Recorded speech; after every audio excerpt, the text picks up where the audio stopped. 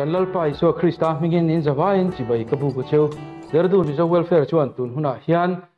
ama a kan soitak FSC bungkhat chang khatna atanga chang hi nakha achun zomna tunlai coronavirus awanga kan wa chhuat theilo wangin kan khom ho theilo wangin kan siam le ania he thuhin ena mal som lain don nge kan be sei ania tunlaya coronavirus hi atam em a chu chu pathian thu a kan enanga pathian thu tangin enge kan thamon na tu dik tak ti te kan en ho don ania ring tu chunga a thleng tho bok sia ring tu chak tak tak te po an thi tho sia chu ti rualin kan nun na thu ruk ten to bok sia awok na volte ti damin kanom to ti ziak te po ni sia ma se chu ti chung chuan ring tu chak tak tak te po an na a an thi thin sia ti chuan chumi ni wang chuan kan chunga hian eng po lo khen don se eng tin nge thamuang takin leile wana hian chu kan chan damna chuan lom thu kan soi theng ti chung chang hi soi kan tum don ania khongai takin uluk takin milongai thak pui turin ke som cheu ni pathian khongai na dilin itong try ma sang u lalpa kan pathian min mangai tu tun huna hian I khongai na wangin lalpa I thutak ngai tha thei turin min tran puila mi hring ta ta na I thutak kha em thin hi lalpa ngai tha thei turin min ti chakla lalpa kan I thu kan ngai thak te kan nuna ataka sengluta kan thinlung ta na khoi zuai po thlum jok kan lom na ber lo ni theina turatan nangman mal min som sakang che Isua Krista mingin kan dile amen tun huna hian thupuya kan lu tak tak main enge ni thon thu pakhat ka soidua chu chung ko soisel bo chungchang hi ania nu le pa khan ama ti chonin fa pamal nei chun kha an neya ti chanan fa pa po chu soisel bo pa po soisel bo nu po soisel bo an nia ti chonin chumi te chu tho khat la chu pha ya an om kha enge ni slum area vela khanin advakal tlangani chu slum area an vakal chuanin no sen kalsante no sen khoi thak tak tak mai kha an lo tam mai chung no sen tam tak zinga chuan no sen mei chia pakhat te hi alo omani ti chuanin chu mei che no te chunga chuan pa ber chuanin a khong hai na ti lana chu slum area amut na bal em drop em ata chu chan chua du na ril ru khani ta ni an no te bal em wanga mo du om em wanga mo chiat em awang po ni lawin ama du thu awang ngotin chu no te chu chan chua adu ta ani a chu paril ru chu fa pa chuanin aron hriat vele chuanin lom emin chu nau chu chan chuak turin athok ta a chu no te chu a chan chuak ta ani ti chuan an chan chua amut na bol ro le balu tu ka tanga chu no te chu fa pa chuanin an pom chua chuan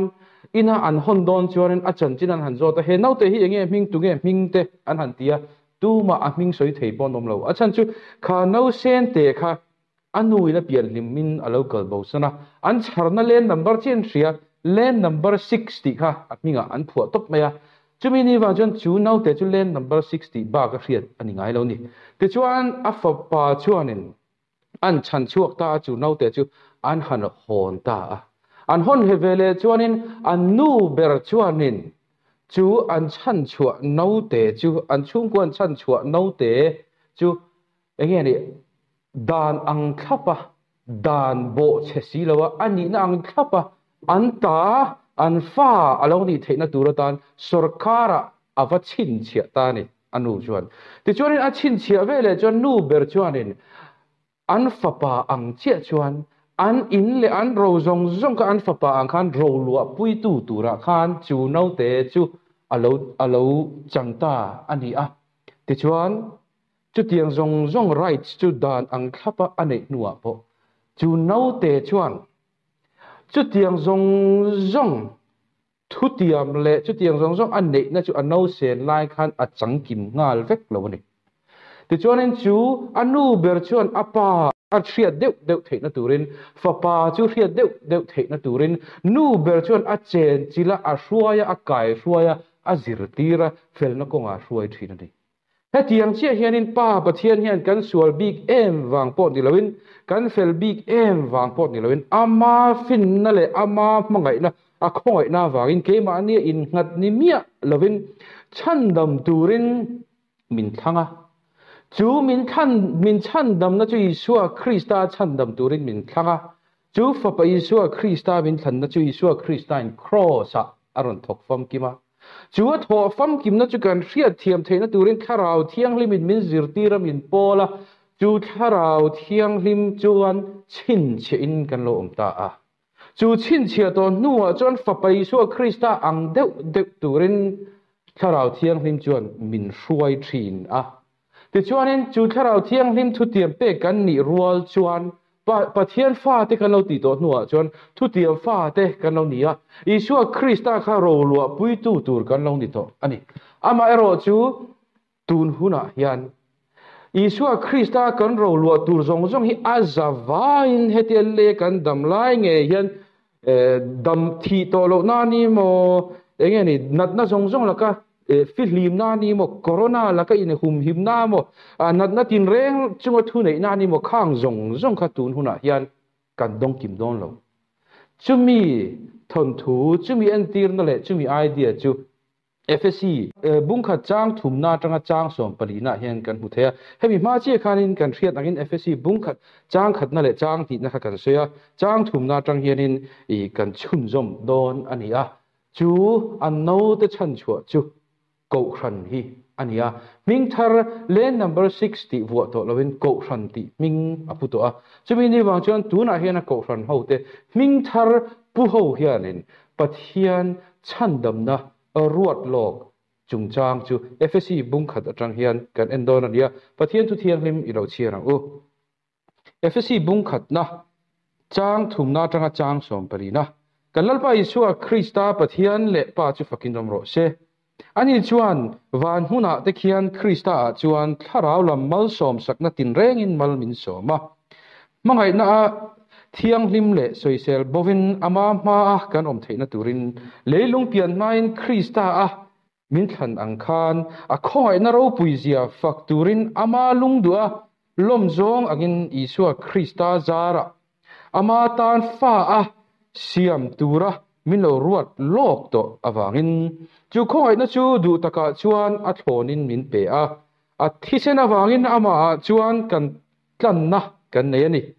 a khoi na nga ji ang zela kan bo chiat na te ngai dam na chu khoi na chuan ama chu khoi na chuan aman fing tak le rem thra takin min vurani adu zong thuru kan hne na min hria tirin hun bikim khosak huna alom zong engkim wana thil omte leichunga thil omde po Krista po khom tur chu ama in ti atum angkha ama nge ya chuan ani ama du zonga remruat ang zela thil engkim titu tum anga ruat lok ni to in ama bok chuan aro tura siam kan ni ke ni Krista lo be sei ma sato te hi aro pui fakna kan lo ni na turin ama chuan nang ni po thu tak thu in chandam na chanchin tha chu in ngai thla ka rin po in rin nu in ama chuan tharau thiang lim tiam chuan chin chi in om kha chu pathian ro puizia faknan ama ta ngei tlan chho na turin kan ro lo na tura zakhamna ani hei hi pathian thu ani helai Bible chang atang hian pathian chandam na ruat lok ti chung chang hi zir ho kan tu banga helai hian bungkhat chang thumna tanga cha rup na chiang em mai kan hu the chu pathianin leilung pian ma ata chandam turin min thang lo ti na ani chang thumna chang cha rup na chonin pa pathianin fak a lo ti kan huwa engwangin nge choi moi na helaya hianin choi moi na hi pa pathian hin a don kan ti chuan choi moi na a don chan chu chandam ni tura ke ni misualte leilung pian ma atanga min lo ruat lok to min lo than lok to wang ani he ruat lok na le he than lok na hi adama atangin thutlung lui thutlung thar vo in ni theng hian kan zawai hian a in pluk puin Israel le Gentel te po sanga omlovin Isua Christa a khongai na awang chawin kan zawai in chandam kan lo ni na tur kha alo ruat lok ani ti kan hu the Bible a chuan heng cha te hian tharau mal som na tele chandam ni tura pathian than lok kan ni na te hi pa pathianin kan trong trai thiam ma in alo ruat lok dei to trong trai chok nge kan kar ma in Sunday school kan kal ma in game kan lu ma in chu tiang mai po chu ni lo mo leilung pian ma in pathian kan than ma ringot po ni lo leilung pian ma in Isua Christa chandam kan ni na tura tan hian alo ruat lok to ni ti kha kan mu ani helai hianin aum sia chuan chandam ni tur le tharau mal som na dong tur hian tu man pathian kan chet khal theilo ti nani tharau mal som na dong tur te ti dam na le ven him na dong tur te hian pathian kan chet khal theilo ti hi achiang em ania tharau chandam na te le tharau mal som na te dong tur ni lovin kan don to awang zokin Isua Christa a thil tha le thil dik ti turin rin na in kan pen chuak thei zok ani anun hu zok da ma sak zok hi a hlom em a ti chuan he thu awang hian kan pian thar thei na tura tan hian ke ni hian thil ti tura ni mo da ne mo engma kan siam bel thiang lo ti na ani chu en ti nan dan siam bel han ti chuan en ti nan in ipiang thar don ani chuan cho nghe trong trại ngay kem piang thao đó này cho nên kem ai lụp phốt ngay i du thần nó rong rong bát thiên i du về tắc tắc ngay i túi hà là ngay chút tiền rong rong chút mi khiin kan pian thar thế na tan lệ tharau mal som na lệ ti dam na kan chan thế na tan hian kan lo set thế lâu này chút tiền đàn chút kan lo khăm thế lâu này bát thiên kan thần lệ kan pan hi nghe mu sit na le chu tia om zia anei lo kan ti na lampang ni lovin pathian kan chet khat thelo pathian pan tur le bultan tu le tui hal tan tur poin tharau thiang limin kan thin lunga na a tho phota min ti tui hal phot lo chuan pathian do tu mi sual kan ni pian hlimata chumi ni wang chu pathian kan tho khal thelo jok ti na ania kan chan dam na nar kan dam na nar hi a thok chuak tu nen lam pathian chau ani ti kan riat apoi mo ome ani lo chon enga ma in nga na tla kha omlo mi hring ngai to te mi hring suala tluto du thanna a ain ngat lo ni chu mi hring suala tluto du thanna chu in ngat chu ni se tro kan chan dam na hi engma ani don lo tin ke ma ni du thanna hian in ngat chu ni se ke ma ni hian chuan tur kan nayang ama ro chu kan theno ma ring lo mi le ke ma hi engma ro puina bi kan nei lo pathian rem ruat loka chandam kan nia kan du than na wang ani lo ti kha kan han soi war dunia Isua khan kum sang ni kalta khan na chan ve ni lovin na pam kim a thok chuak zo to kan chandam na tur hi chumi ni wangin a fam kim to atina na a ke ma ni hian chandam kan ni theina turatan ke ma ni hianin kan va kon tri ve thelo mo va bel cha angai lo boka kan kon tri ve po angai lo ti kha kan sei dunia tu theng hian pathian chuan na ala thok renga a chan ve na thok ngai lo boka a fam kimin ala thok renga chumi ni wang chon ma na tanga voini thenga chandam kan ni na hi aza vain pathian na tho ani ti kha kan sei du ni ke ma ni a hian hanin hatta se chon tro ngai zong te point min ring zo lo ni tro arin tlak om lo nge mai kan chandam na chu ke ma ni han kon tri ve tai la tro kan chandam na tura kan chandam ni tura kan kon tri ve do na ni chuan chandam ni ma ti na nia ke ma ni ro rawa po sual kan in ti ber lai kan bol ro ber lai khan chandam ni thei turin kan du than na kha va kon tri ve tur ni ta ila kan pian thar na chu a bol ro tu na kan pian thar to nuwa biak in chu kan thut lai po in ma ni in a bible kan chiar lai le pathian thu kan ngai thak reng lai po in thin lunga huat na le sual na le ngei na aron lut the nia pian thar ton hua po pian thar ma kan sual lai bera kan du khan na kha chan dam kan ni thei na tan ba country vel don tai la chan dam na bol lo bak aron chuak don lo ti a chiang em ri kan trong trai na po he hangai thla tai la ma ni trong trai na nge po hangai thale le tai la lalpa min chan dam awangin kan lo me kan ti thin tu man lalpa ro pui takina chan ve ai tama moi ron thok to adang jong hi chu ke ma in karon ti ve nge kan ti ngai lo du thang tur po hian pathian tran pui na kan ba mo ti na ni chu du kan thang thei lo le kan ring thei lo lam ni lovin ti chuan ani le enga tan ke pa pathian in chan dam ni tura chu tianga tan chu min than enga tan nge min than kan ti chu soi sel bawa mo kan om thei na turin pathian ma kan lan thei na turin soi sel bawi na ti ni ani le pathian eng tiglai po min mureng tu pindan kil bera kan om lai po min mutu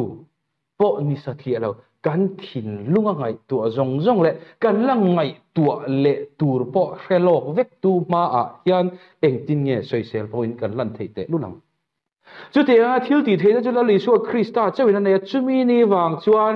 Isua Krista thi sen na zara chuan soi sel bawin pa ma a hian min pomta ani chu kan thiang hlim na soi sel bo na pakhat na chu nia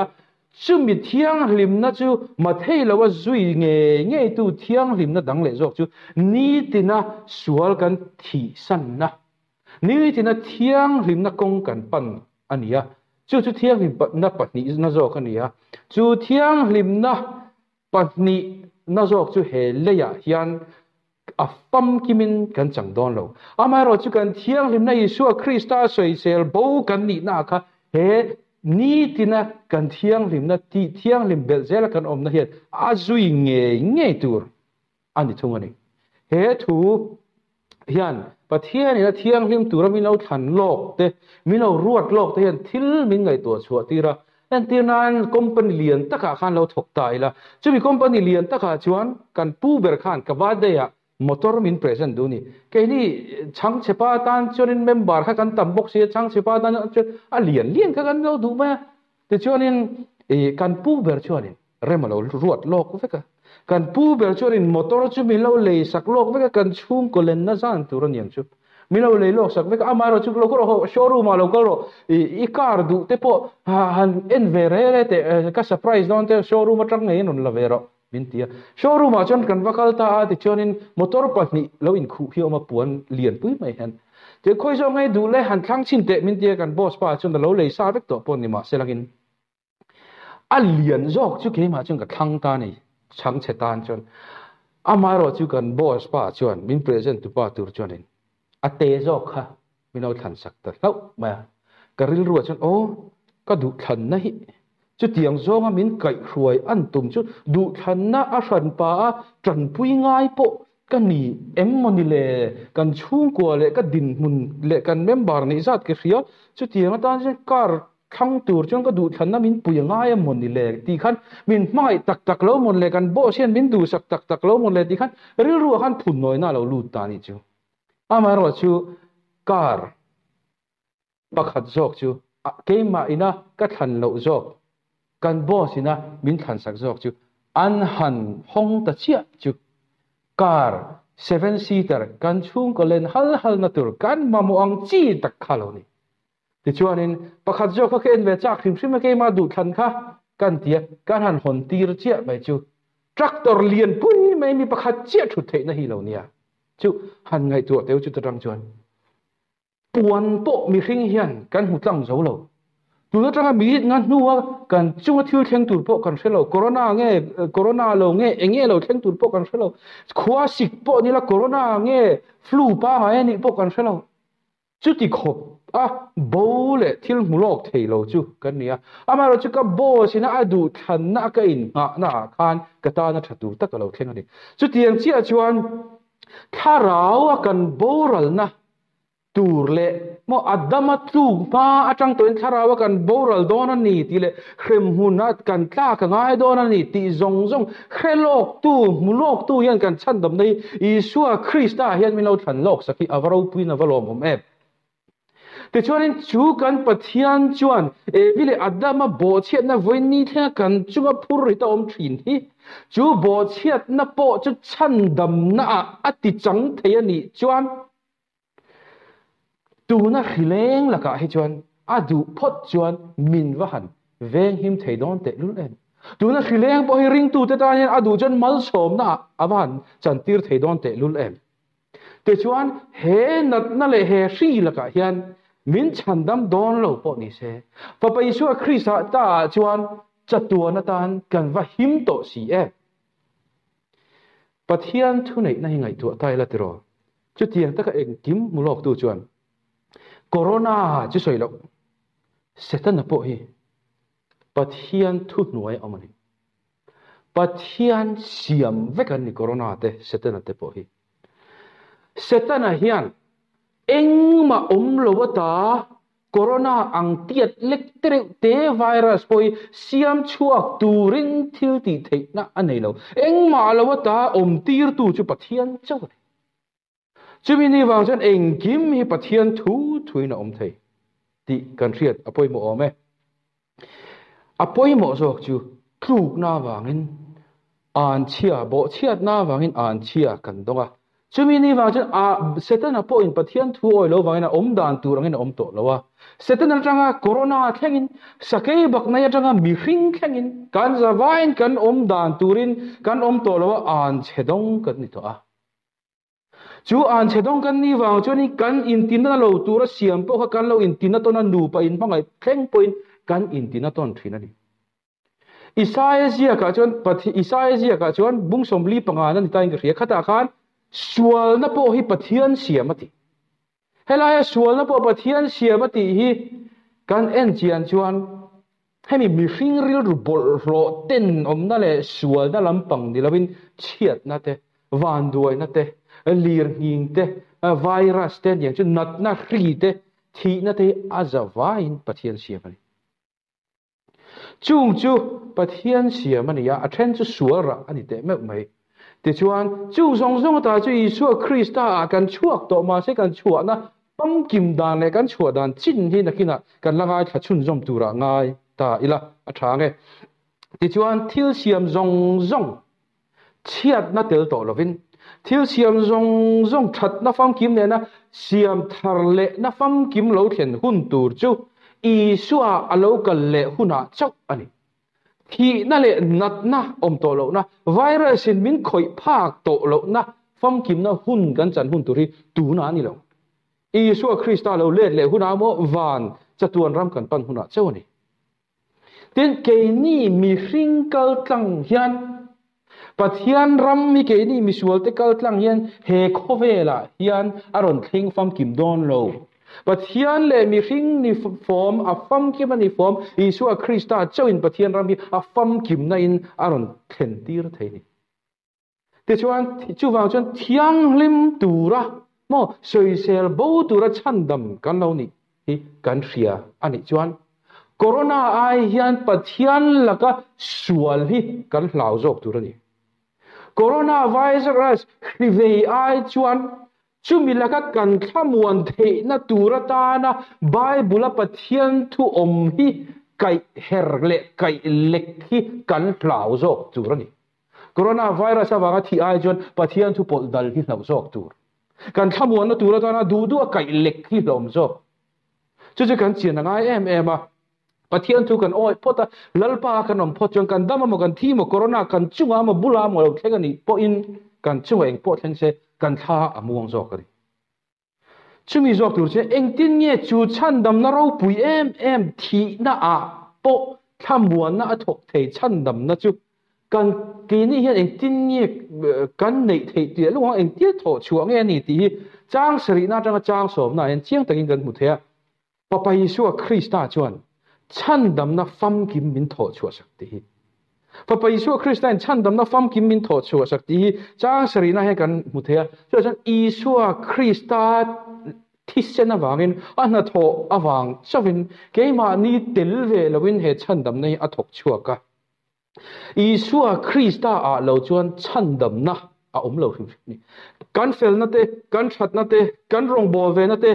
kan du than na te aza vai mai hian chan dam na tur aking lo hrim hrim chumi ni wang chen kan nun dikawang le kan du than na adikawanga chan dam kan ni lawa pathian khongai na kan chan masak awang zo ka nung dik theile du than na dik pang thei kan ni chumi mai tharau thiang lem mi rin kan tho khal thei lo hrim hrim chumi tang chang kong dang om lo hrim hrim lal i suang nge po khan pathian he na tong trai a zo ta adil ani he no hian min pel the mati enge pa pathian chan na chu athi angai cross a thi angai a om zia chu isua krista le athi se na lo chu chan dam le le chan chuana kan ta na dam na hi om lo hrim hrim ti na ni chu min ngai dam na man an to zia mai chu eng tin ye min ngai dam a soi na chon hela in min ngai dam dan hi a khongai na nga zia ang zel na ti pathian khongai na nga zia chu kan soi seng lawang chu ti zat chon min khongai min chan dam ani kan sual em awanga mo kan fel em awanga mo ko khan bel tat chung kwa kan ni awanga mo in min chan dam lo pathian rem ruat na angin min chan dam ani kan tho lo min pek mo ko khan bel lo chung po a ti chuan ke ma ni fel lo chung po a chan dam na hi min pe ani awang tak chuan kan tho chua lo ni wang tak chuan khongai na ani thei chok ni ko khan ni bel lo tur ka ti na lam ni lovin a man ruwa chan dam na man ruwa po ni te tak meu mai ama ero chu chumi aya masa zok chu a om ti na ni a khongai nan na salu tuk chu eng ti taka to nge ni a to em ti kan nga cross a pathianin a fa pa mal nei chun kan ai o in aron pe helai thu soi zui hi acha ko me ma to je hi ama ro chu hun kan renanga kan soi thui lo wanga ani le he chan dam nai a to em sia amana to em awang hian he chan dam nei pathianin ui takina mo ren takina mo min pe nilo min pelo ren takama ui takama in pathianin min pelo min vu rati atong bulama chon helaya hian a chuang a liam kan ma mo aya tam ong takin chu khongai na chuan min chan dam ani hetiang taka chan dam tu le chan dam na chuang a liam kan dona wang tak hian chan dam tu dang le kan thil ti that lo wa bel ve hi angai lo zia awa chiang em kapa min tir na ang chu ni lo deu niang tero kapa hian kan no pan lai kerol chawvel lai khan min tir thina kapa hian min tir thina thil te min vale tir don ta se engzat man nge cheng som sari pathum le poisa som nga anti chon cheng som sari le poisa som nga som sari pathum le poisa som nga chia min pe nga ba sin engzat man nge ti tai la ba sin kal don ta cheng sari ti ta se holam le kalam cheng som pali chia min pe nga ti chuanin alak lo khan inga mani bus lo lo ta se taxi ho thut ngai ta se kan tang de ra ni mai chu tiang ang chuan pathian hianin chan dam na min pelo a chuang ali yamin kan momo ai tamin pathian hian min pe ni ti kha a kan riat apoi mo ti chuanin karil ruwa thilaron lut jok maya hei pathian min chan dam na lo ruat lok na han ngoi zia chu ngai to tai la hei pathian hi milem zia thiam ang mai hei athil a milem zia lai a painting ti lai kha alak lo lai a zo thei lo ani lo om je chu painter thiam tu lom ta se painting a ti lak lo lai khan artist thiam tu khan painting a ti lak lo lai khan corona awangin a painting a zo lo pha thei mo thi na wangin dam lo na wangin curfew awangin a painting a chun zom lo pal thei ni ma se chu tiang chu ni lo pathian chuan keima ni pian ma ata aruat lok chu keima ni kanon pian ma ta isu krista chan dam na tura ruat lok chu aril ruwa fam kim vek to chu aruat lok na fam kim chu a fa pa isu krista chuan aron ziak fam kima athisen ngein chu painting chu aron zova chu athisen a painting zo chu keima ni tan nge ya ti alo nia chu painting azo chu kan ta alo ni theina tur tan kharau thiang limin min nem he saka aman min pek sak veka keima ni pek ngai lovin keima ni na aman kan pek ngai to lo chu a thlona dong kan ni chu tiang taka chandam na ro pui le ruat lok kan chandam na fam kim hi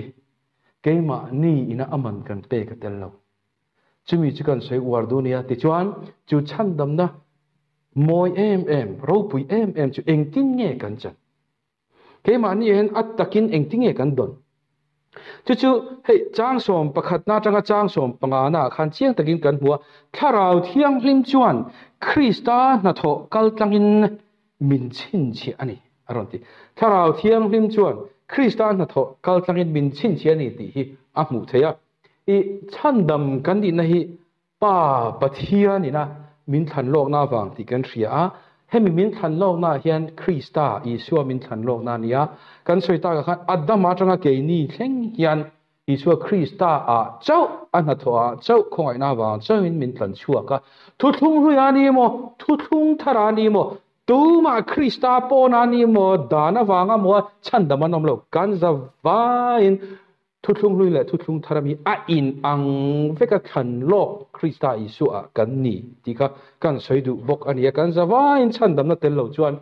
khongai na tel lo chuan chandamin kan om thei lo ti kha ania ti chuanin tharau thiang lima chin chia kan ni chan hi enge ni o ti hian en don dila min chin chia chandam kan ni na chan chu helaya hian pathian ro ni tur na ti pathian ro ni tur le pathian fak a om thei na tur ta na ti pathian ro le a fak ani na chan ke ma ni ga han ni tok mai tur chu han ngai tu teu ro enge kan ro hi kan fa te hi kan ro kan ti ti ro mi hring pon an ma ni awang hian fak kan lo thina soi sel bo kan lo the ni helai chang bik te kan ani chuanin enge ni kan fa te kan ro te awanga fak lo na chu nia amara chu kan fa te mi zia kan fa te fel kan fa te thil thati awanga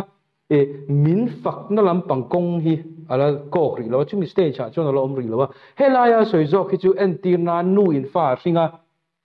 a hrin vele chuanin in thiar hun po la khelo mut hun tho hun a khelo zan khuai mu thei lo in nu le pa te siama ma se mi in miron kan ta mi in miron tlo ta mi in miron tlo hun a chen tingen ti oi in van nei em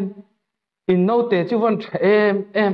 avan fel em antia avan nui du em ante kan bula trapchar chara kan mu thei der silo kan ha pui te lul nek an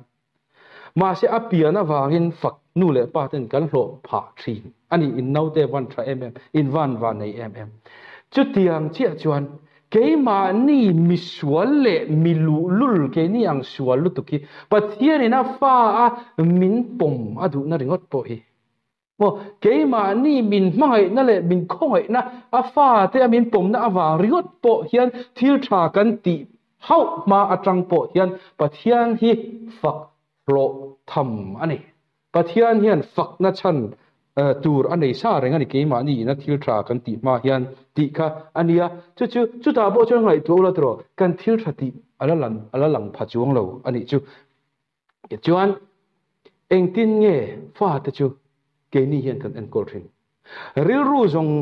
zong in nu le pa chuan fa te kan en kol thina thei pa to pa tha in kan veng him thin hetiang chia hian pathian po in ke ni a fa de min tha tham mai lo boral le mai turin fa pa Isua Krista hian min chan dam lo mi hring po in kan ro chu thei to pin kan hum thin ani tro pathian ro kan nia pathian fak na chan kan ni tur ania chumi ni wang chuan pathian hian min veng him thlatani ti chuan helaya hian min veng him kan ti hian pathian kan fak na chan tur hi tun din mura bik chuan ngai tu taila pathian kan fak na chan tur hi corona laka min hum lo wang ani lo pa corona laka min hum lo wa hian pathian that na le fel na le fakak ani na hi ain hat lo kan thil tona chau hian pathian ni kan fakin kan fak lo tur ani lo aman min thana hetiang chan dam na lulut tu ke ni misual phu lo te min te ka wang so khen chu ta chon fak lo phu dei to ni he chan dam na nget tak mai hi kan ta ani theina chan chu tharau thiang lima chin chia kan ni wang ani eng wangin nge chin chia kan ni thamuang taka chan dam na ka chang to tharau thiang lima chin chia kan ni to chu wang chuanin ka chan dam na hi bo thei lo atia suala du anung thei turin ami he chan dam na che thei lo hi kan nei a teu lo mai pathian ro puizia faka a thei nan ani chumi min hrin hu chon mi hring te kan pian nei pian thar nei pian na chau a top lowa ama a thiang him na kan soi ang khan thil thati in ko hrana in man na in o pathian thu oi na in azui lo thei lo ani chu tiang chia chuan kan pian mai hian kan nun hi a top lowa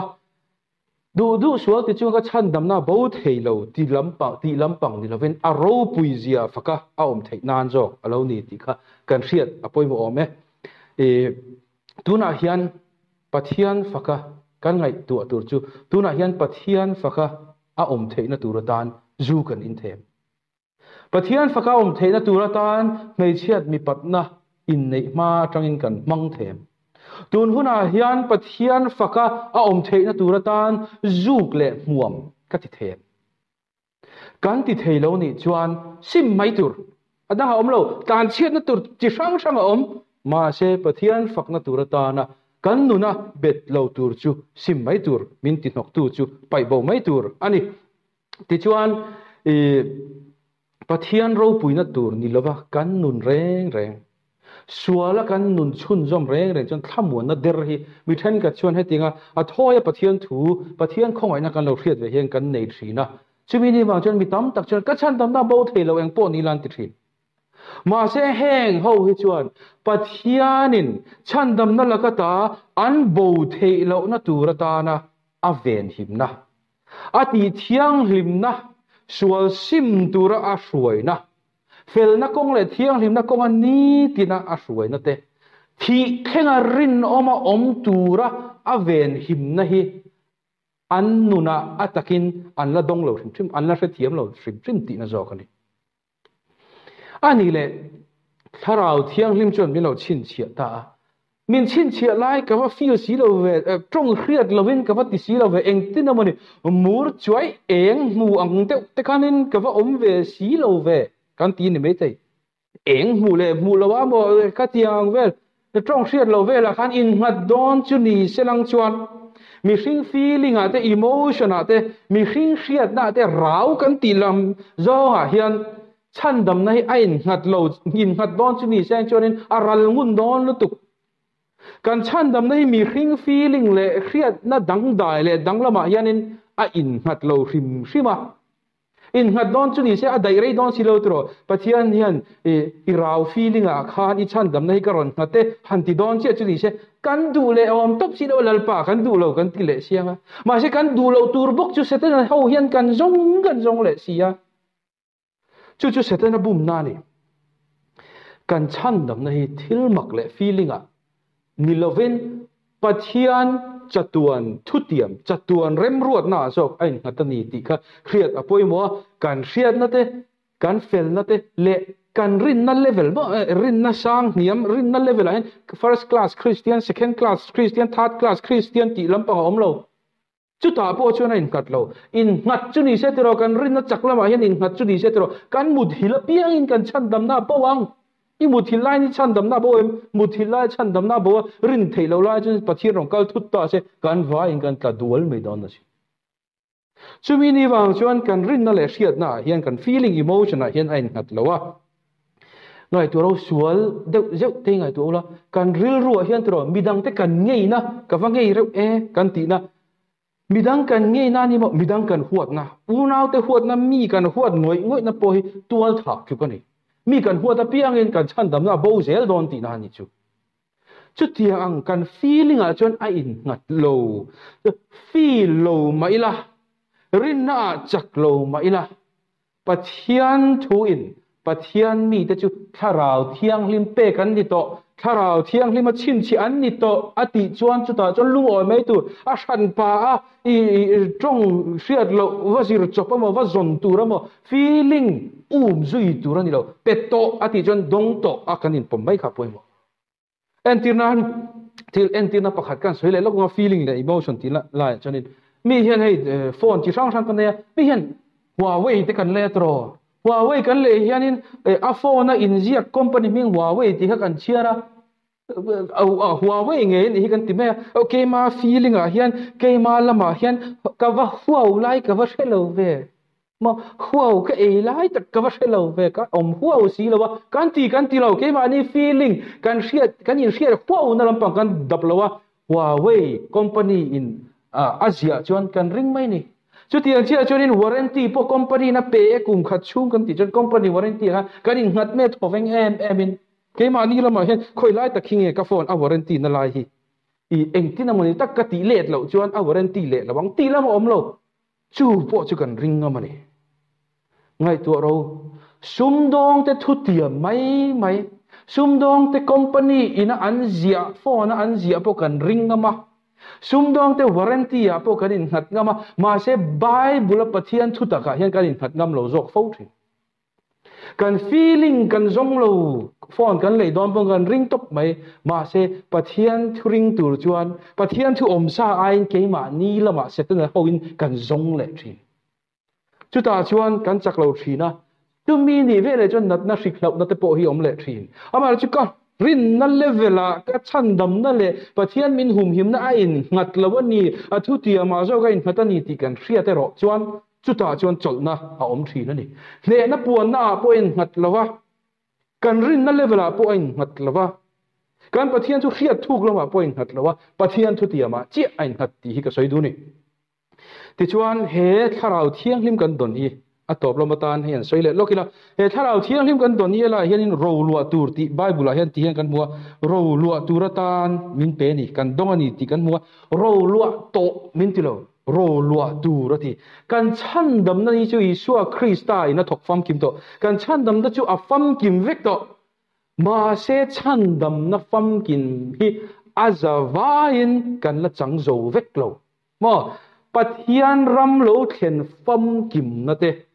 thil siam chunga kan thu nei na te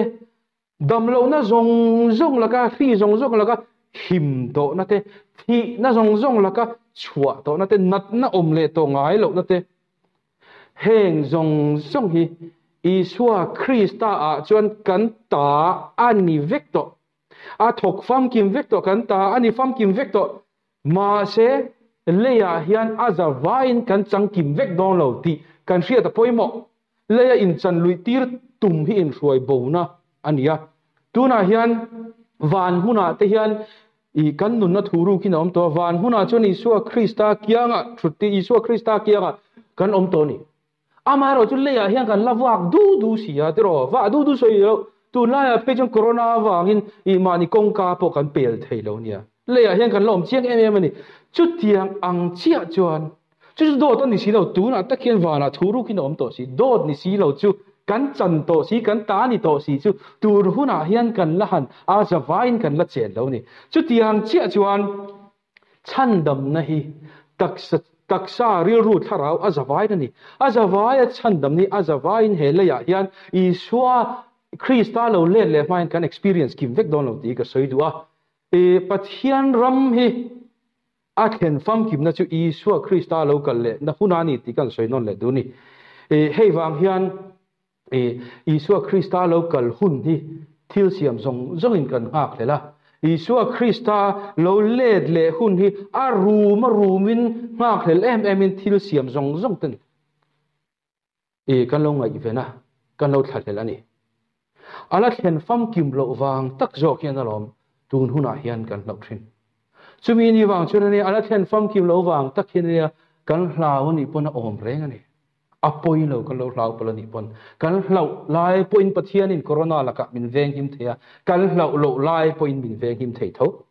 chumi chu kan riat apoi mo ome e poina hian he chan dam na nget lu tu ga hian kan om to ni chuan corona laka hian pathian in min chan dam mo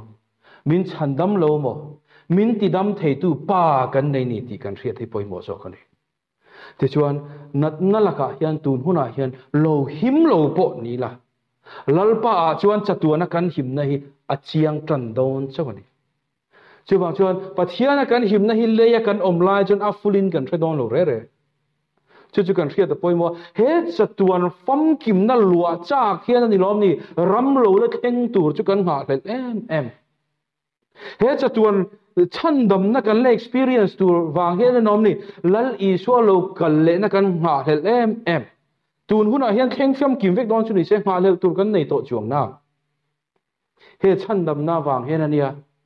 nat na le thi na mo nat na mai ni lo thi na a po pathian rin om na le pathian ven him nei kan riat thiam to zok thin min veng him lo po ni se min chan chuak lo po ni se pathian chan chuana fam ki mi kan la experience don chau ti kan riat poi mo me ti chuan rin na pa top tan rin nap kan pa rin na pa Abraham meu po kha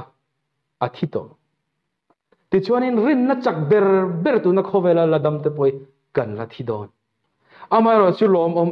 em chu ring tu zong achak ber atanga achak lo ber thegin kan za vai mai hian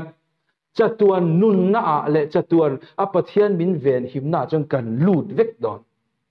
chumi chu kan riat apoi mo ni chumi ni wang chu na ne lalpa chu fakina om thin tharau thiang he ma chan chu kan om thin ato bernatan entirna pakhat che ka soi duwa hey Amazon a hian tunlai chon thil kan cha thina Amazon delivery a hian prepaid kan nei thina thil kan order in payment prepaid kan pelok sa a prepaid a payment kan pek log vele khan khami company ta ha kan lei to a lei ani to kan ta ani to ni amai ro chu Amazon company khan ka ina aron deliver ma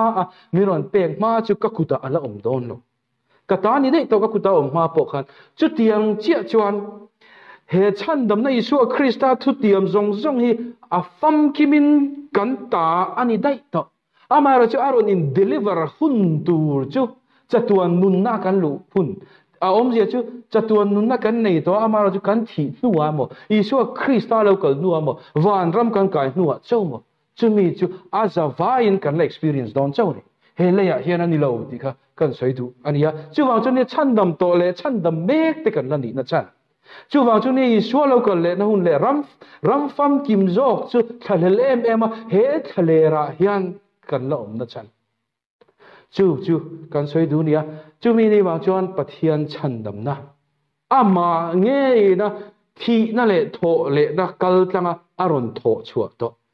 ui lo wa fam kima a chuang a liama min pek le kharau thiang hlim nge a chin chia a hian ke ma ani hi in nat ngamina chu thu chu nat na khri le thil dang zong a in chu chuan kan thin lung hi luak khat jok se chu mi chu ring ngamila chu ta chuan I chol ngamang u ti in kan zawain kan som du ani e lalpana thu mal som ro se pathian hena I tong tryang o lalpa I mangai na wang le I khoi na wang ini thu min te phala in hena lom thu kan soi ni I rem ruat na fam kim sa to vek awangin in hena lom thu kan hla na che nangma ni na le nangma thu tiam le Isu Krista than lok le lungpian ma ta rin po kan thiam ma ta fa pa Isu Krista ilo buat sai to na te chu thu chu hra thiama chu thu a chon chol ngama ha chol thei turin tun hun khir taka hian kan zawain min tran puyang che Isu Krista min kan ti le amen